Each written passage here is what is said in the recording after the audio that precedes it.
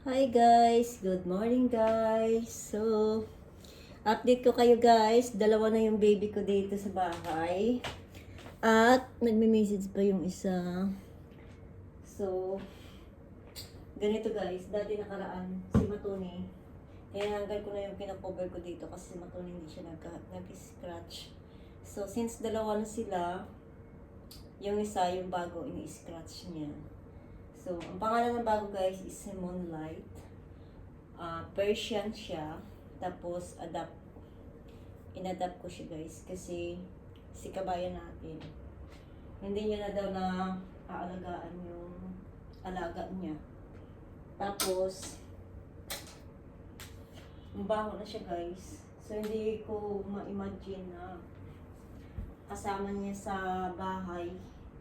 Hindi niya naalagaan yung alaga niya. So, kahapon, sumakit yung ulo ko alam ko na may something wrong talaga dito sa bahay. Yung amoy. Kasi nung si Matuni, wala ka dito pag pumasok ka dito sa bahay, hindi mo talaga guys maamoy na may alaga kang pusa. As in, wala. So, dito, ngayon, pagpasok mo pa lang, may something amoy. So, tinanong ko yung may-ari. Pinantanggal ko yung carpet dito guys. Na malalaki kasi nga yung bago. Nag-a-adjust pa lang siya. Di katulad si Matuni na talagang malinis si Matuni. Ano siya guys, imagine nyo. Isang buwan niya pa lang, nilagay lang to sa kwarto na walang kasama, na hindi niya binabalikan. Isang buwan, straight. Sabi ko, paano yung pagkain? Sabi niya, nilagay niya lang daw sa malaking bowl na pinagkasya for 1 month. So, saan siya napunta? Sabi niya doon siya nag-stay sa boyfriend niya. So, yung boyfriend niya daw, bawal daw doon yung pusa. Di ba parang hindi naman excuse yun. Parang malabo na excuses. Tapos yung ang buhok niya kasi Persian, di ba mahaba. Ano siya yung nagdikit-dikit na yung buhok niya. Tinatry ko siyang suklayan. Hindi na masuklay kasi may mga nagguhul-guhul. Tapos sa part ng liig parang natanggal na yung buhok. Ganyan-ganyan. So sabi ko, sige itatry ko siya kung kasi si Matuni si So itatry ko siya kung maging okay siya sa akin. So pina-sleep over namin isang gabi. Diyos ko, ano siya maldita. Inaaway niya si Matuni. Si Matuni hindi. Mabait talaga si Matuni guys. Hindi si Matuni yung nakikipag-away din. Ang ginagawa si Matuni na yung nag-adjust. Lumalayo sa kanya si Matuni. Tapos sinahabol niya si Matuni. Kaya buong araw kami wala tulog kahapon. So dito pinatulog si Ruby para may kasama. And then kahapon okay na siya. Nagkalma na siya. Yun nga lang parang nakaano ko ng kasangsang na amoy. So, yung isa, sinabihan ako ng isa kasi nga yung passport nito wala pa sa akin. Sabi ni kabayan, ihatid niya dito. May scanner kasi ako guys para sa microchip. Kasi bumili yung isa para kay Matuni. So, active pa naman yung microchip niya. So, means nakabaksin siya. Pero sabi naman ni kabayan, kompleto siya, nabaksinan na. Kaso nga lang gusto na makuha yung passport kasi baka expired na ba yung vaccine para mabakunahan siya kaagad. So kahapon ko pa siya mini-message na ihatid niya yung passport dito tapos kailangan ng kusulatan na pinapa-adapt niya yung or binibigay niya sa akin yung pusa niya. Otherwise, mamaya, di ba? Pinaganda ko ng pinaganda yung pusa niya tapos kukunin niya pala. Di ba? So alam niya naman dito sa UAE, hindi dito basta-basta dala sa clinic ng pusa, talagang pera talaga. Kasi kay Matuni nagastusan kami. Pero sa Matuni kasi guys, sa akin kasi yan ang pangalan. So ito yung sa kanya, ang plano niyan, ika-transfer sa akin. Kaya hinihingi ko sa kanya yung passport ni Moonlight. Hindi man siya nagre-reply, sinising niya lang. Tapos, dahil mamaya nga, naka-schedule to kahapon, kasi gusto ko sana paliguan kahapon kasi parang sabi ko kay Puti, mahal, alam ko na talaga may something wrong talaga dito sa bahay ng amoy. Kasi alam ko yung bahay. So, mula dito sa kay Moonlight, may amoy siya. Kasi imagine nyo, walang ligo-ligo pala to. Hindi niya nililiguan. Si Matone, nililiguan ko to lagi. Tapos, nag-start na siya dito mag-scratch sa sopa. Ayan o, may mga scratch yung sopa namin. Si Matone hindi dito nag-i-scratch. Kaya guys, ayan, magiging ugly na naman dito yung bahay namin kasi pununuin ko na naman siya ng mga cover kasi kisa naman i-scratch ni Munday. So yun nga, hindi nagre-reply si Kabayan, sinisin niya lang yung message ko. Iniisip ko kasi yung sabi nila dito sa akin, mamaya, sabihin niya lang, ipa-ada. Tapos pag nakita niya maganda, parang pinalabas niya lang pala, pinalagaan sa akin. Tapos sabay niya kunin, hindi naman pipili kasi gagastusan yan.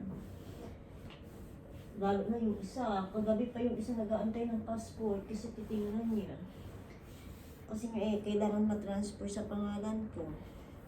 Kasi dadaling ko siya doon sa bit ni Matone.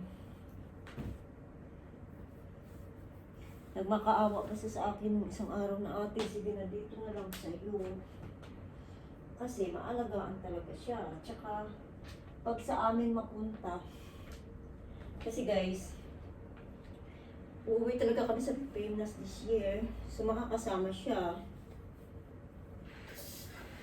Hindi kasi ito sila iiwan. Kasi yan talaga yung plano namin. Hindi puti, dadalhin talaga yung si Matone sa Pinas. Since madagdagan ng isa, so isasama din siya. Kaya nga inahabol ng isa na dapat ihatid niyo na yung passport dito para ma-transfer sa akin. At saka yung bakuna, kasi guys, pag hindi kompleto yung bakuna, hindi makatravel. Kasi yun yung requirement sa airport. So si Matone kompleto na siya eh. Kasi hindi isang bakunahan lang. Buti kung isang bakuna, ipanturok na lahat, hindi. Kaya dapat kailangan. Kahapon ko pa inaantay yun, ng gabi. Hindi man siya dumating. Kasi kung ako guys, di ba nung nag-sleep over siya dito, ibabalik ko na lang siya kasi nasasaktan niya si Matone. Kumbaga parang hindi naman nasasaktan. Si Matone, hinahabol niya. So, si Matone ayaw na umalis sa akin. So, ayaw ko naman masaktan si Matone kasi ito yung una sa akin. Tsaka napamahal na ako dito. Kaya gusto ko na lang sana siya ibalik. Kasi nga lang, si Nathan, tsaka yung isa, si Puti, nakikiusap sa akin wag na ibalik. Kasi, kung ibabalik ko to, magiging kawawa ulit dun sa may-ari kasi hindi nga siya naaalagaan. Kung sa bagay, tama nga naman. Kung dito siya sa amin, maganda yung kalagayan niya, makakain talaga siya ng tama, at saka tao talaga, tinitreat talaga sila ng tao, hindi animal or whatever.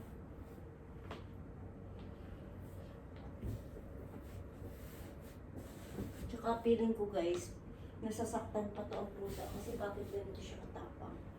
Si Matone hindi ganyan eh. Hindi si Matone matapang.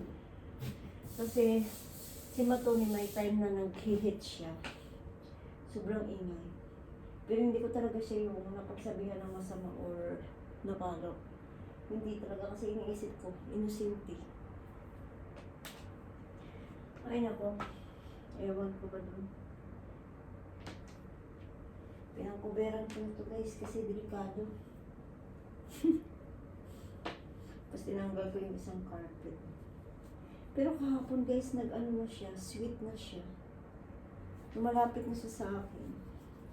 Kaya pa konti-konti lang.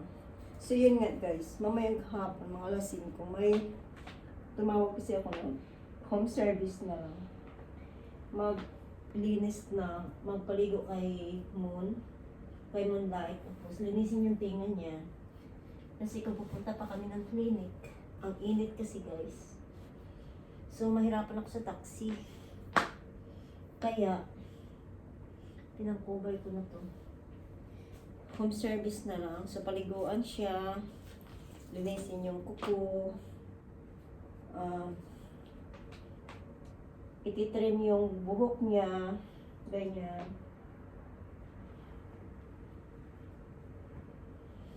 Ang ipin, ichichip. O, diba? Napakaswerte ng pusa niya na punta dito sa amin. Pero hindi ko talaga ma-imagine bakit ganun na lang ang pinabayaan.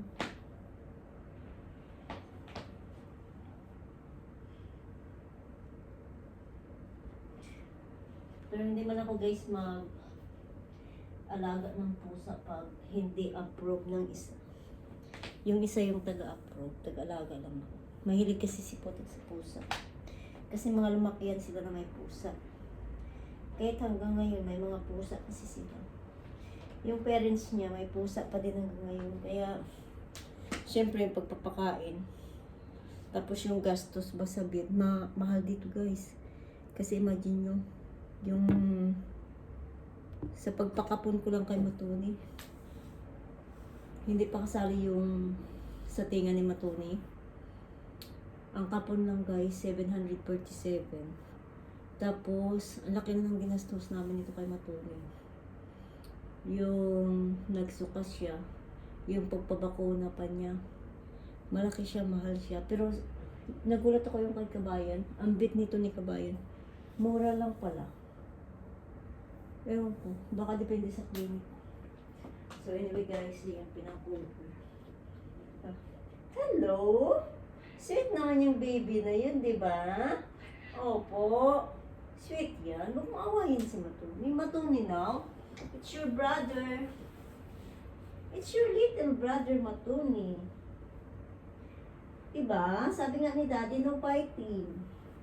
Kasi, may treats kayo. Bibigyan kayo ni Daddy ng treats.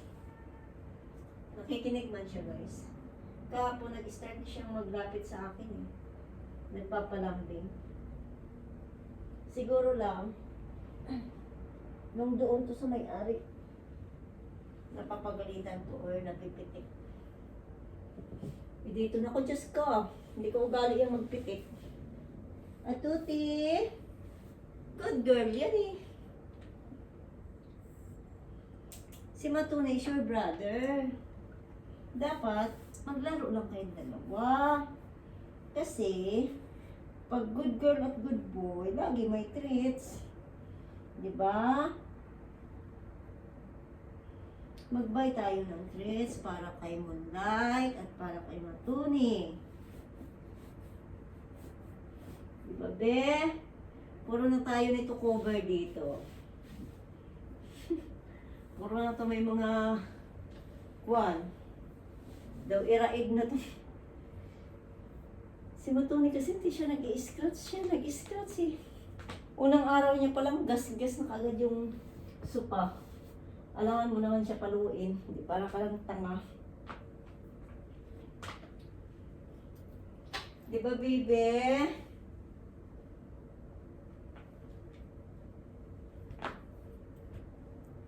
Laban ko to, guys. O mamayang gabi pagtapos ni Moonlight maligo. Kasi nga, di ba linisin siya mamaya. Para lahat malinis. Ang laban ko to lahat. Kasi si Matuni, malinis kasi si Matuni eh. Lagi naliligo yan eh. Tsaka si Matuni, pag may maapakan na basa, naku, Diyos ko po. Akala mo mabaliw na siya. Ayaw niya ng basa na area. Ito wala eh. Pinapakain ko siya ng wheat food. Ang ginagawa niya, tinatanggal niya dun sa plato niya, tapos kinakalat niya sa lapon. So talagang hindi siya naalagaan ng maayos. Kaya titraining ko to. Si Matuni hindi guys. Pagkatapos niya kumain, ganyan siya. Yung parang nililinis niya. Pero napansin ko, mag 2 days na siya, hindi pa siya nag-poop. Si Matuni araw-araw. Pero nagbibi naman siya. At sa awa ng Diyos, nakatulog kami 3. Natulog ako gabi alas 2. Si Mitya, inaantay ko yung may-ari nito. Kasi yung passport, dahil ang out niya daw madaling araw. Diyos ko guys. Natulog na lang ako guys. Kasi sabi ko mag-message na lang siya kung sure siya pupunta. Nagising na ako kanina, hindi man dumating. Di ba ako nag-antay ako gabi na puyat. Kaya ko maintindihan kung ano ba ito lutang, ba itong babae nito or what. Naku, hindi niya na ito makuha si Matulog. Ay si ano, pag nagastusan. Kasi si Puti na ditong kalaban niya. Tsaka may mga conversation kami. Papasabihin niya ba na ano, alam mo, hindi ko naman siya kilala. Alam mo na pinuntahan ko yung bahay niya para kunin yung pusa niya doon. Di ba? So, minisens kasi ako dito ni Ate Ruth. Ganyan. Parang pinost din yata nila to kaso walang nagkuha. Tapos minisens ako kung gusto ko. Sabi ko, try ko muna, tingnan ko muna kung okay kay Matoni. Si Matoni lang naman kasi guys, yung inaano ko. Hindi naman siya inaaway ni Matoni. Siya yung nang-aaway kay Matoni. Tapos si Puti, gusto-gusto siya ni Puti kasi hindi lang sa gusto-gusto, naawa si Puti. Iba talaga guys pag pet lover. So naawa siya, kaya sabi niya sa akin, please mama, look after Moonlight. Sabi niya gano'n. 1 week lang yan mag-a-adjust siya. Plus nag-message pa si Nathan na, ma, kunin mo na ma. Wala na, no choice na ako. Hindi ko na binatawan. Kaya ngayon, mamaya, alas 5 nga schedule nito. Ipa-makeover namin si Moonlight. So, yun, kailangan ko magbayad ulit para dyan kay Moonlight.